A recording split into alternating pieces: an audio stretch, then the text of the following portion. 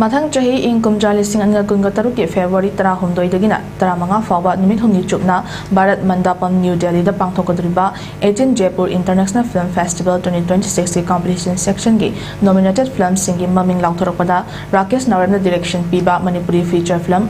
Yahouthengba Khoimu su Khallakle Dr. R.K. Nayansana Devina story amadi producer oliver film asigi screenplay and dialogue saknairaba film maker Khwarapam Biswamitrani malem gi oina tonga country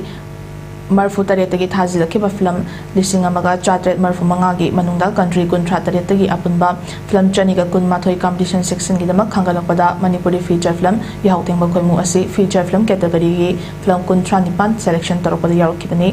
competition section asida India Canada Pakistan Korea Russian Federation Mexico, UK, USA, amadi Portugal na chingma country kya gi film sing yauri 18 Jaipur International Film Festival 2026 da Manipuri longi oina Yahouthengba Khoimu khaktamak selection tarokibani ningsing mayamadi chahi asigi May gi chechat kunmanga da Mumbai gi Nehru Center Government of Maharashtra gi auditorium da Maharashtra International Film Festival Organization na sinduna pangthokiba film award ceremony amada Dada Saheb Phalke film